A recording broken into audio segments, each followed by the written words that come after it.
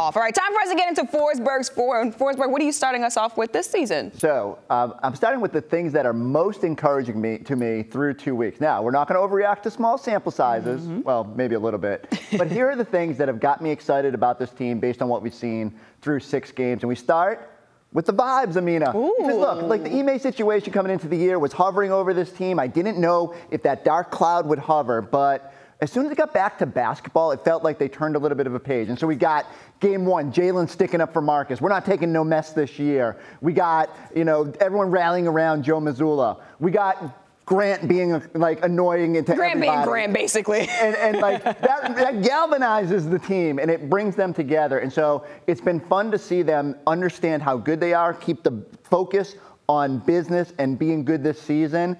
And let's see if they can keep those positive vibes moving forward, because so far, so good. I love the vibe check. We need to do a vibe check maybe every couple months on this team to see where they're at. Hopefully those vibes carry over to the rest of the season. All right, what's coming up next? All right, number 2 is, I don't know if you've seen this bench. It's looking pretty good right now. Oh, yeah. And it starts with Grant Williams and Sam Hauser. I'm not going to overreact, Amina, but they're kind of like the bench splash brothers. Okay, wait a minute. I got to hear this. This is Curry and Thompson if they were coming off the bench, because they don't miss. Grant leads the NBA entering Tuesday's action at 66.7% beyond the arc, 10 of 15. Sam's tied for 8th, 55.6. And the bench as a whole is shooting 51.5% beyond the three-point arc. That's the best mark in the league. It's not just the best mark in the league, Amina. It is 8.5% better than the second-ranked team, which is Charlotte at like 43%. So we all know last year the bench was not great, especially in the finals. And what were we going to get this year?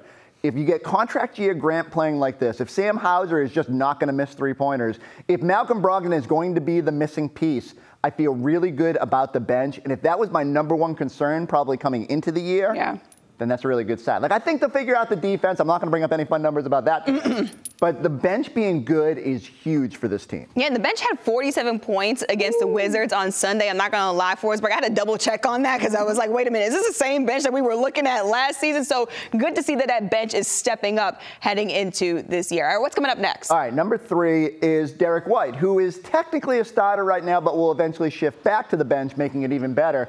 But he has been an analytics darling. Part of the reason the Celtics loved him before they acquired him was that his numbers, whenever he's on the court, like, good things happen. So even if he's not scoring, he's making plays. Even if he's not scoring, he's doing things defensively.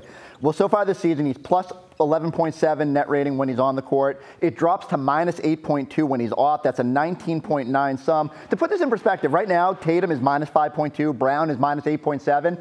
But Derek White is playing like almost equal minutes as them on the floor, so it's kind of weird. It just hammers home the fact that good things happen when Derek is out there. And so as a whole for this season, like whether he's starting, whether he's coming off the bench, they need to find a way to get him out there, for him to be playing big minutes. He's a huge part of whatever they do. And for your 6th man, 5th man, whatever you want to call him, that's huge that he has been that impactful, especially to start the year. And Derek White just seems a little bit more comfortable out there with this team. Now his first full year with the Celtics. I can't wait to see what he does this season. All right, last but not least, what do you got? Well, I couldn't get through a Forsberg 4 to start the year without talking about the Jays. Of course. And so one of the things we did last year is we obsessed. Like, do they make each other better? There were crazy people out there telling us that they couldn't coexist. Well, they proved that, and they proved that they could be a functional group together, probably like, the best duo in the NBA. But what I love this year, and the number for me is that Jayson is passing, 20.8% of his passes are to Jaylen this year. That's up from 12.6% last year.